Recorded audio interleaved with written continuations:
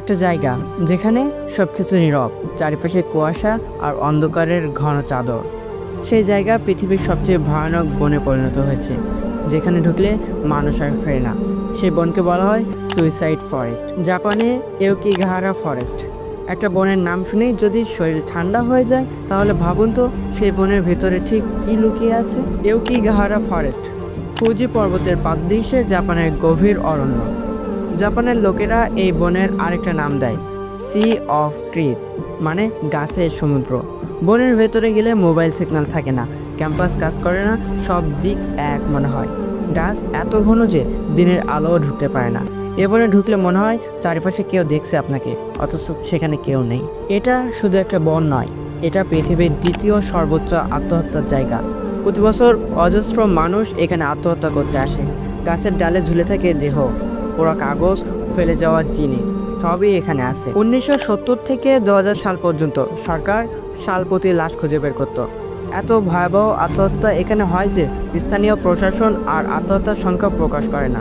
2004 সালে রেকর্ড করা লাশের সংখ্যা ছিল 108 জন। লোকমুখে শোনা যায় ইউরি তথা জাপানিজ ঘোস্ট এখানেই ঘোরাফেরা করে।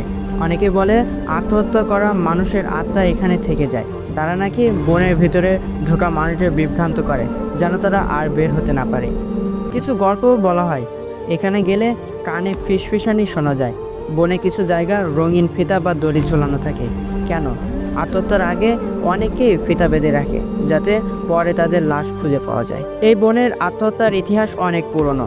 ইউবেসাইড জাপানের প্রাচীন এক নিষ্ঠুর প্রথা।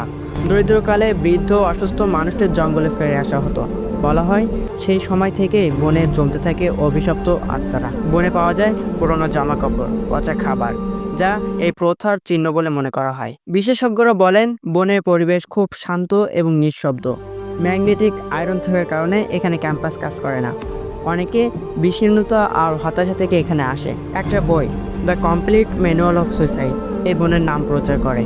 অনেকে বই পড়ে ইচ্ছা করে এখানে আত্মহত্যা করতে আসে। তবে সবচেয়ে ভয়ঙ্কর কথা হচ্ছে, এখানে যারা আত্মহত্যা করতে আসে তাদের অনেকেই শেষ মুহূর্তে ভয় পেয়ে পালাতে যায়, কিন্তু তখন তাদের ঘিরে ফেলে অদৃশ্য শক্তি, ভয়ঙ্কর ছায়া।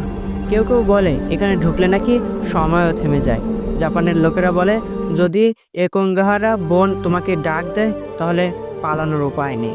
তুমি কি কখনো ভাবতে পেরেছো একটা বন এত ভয়ঙ্কর হতে পারে? এই বন কি শুধুই হতাশা আর বিষণ্ণতার গল্প, নাকি সত্যি কোনো ভয়াল শক্তির আবাস? তুমি কি মনে করো? কমেন্টে লিখে জানাও। আর যদি সাহস থাকে, ভিডিওটা রাতের বেলায় দেখতে বসো। ভুলে যেও না, ভয় কখনো একা আসে না।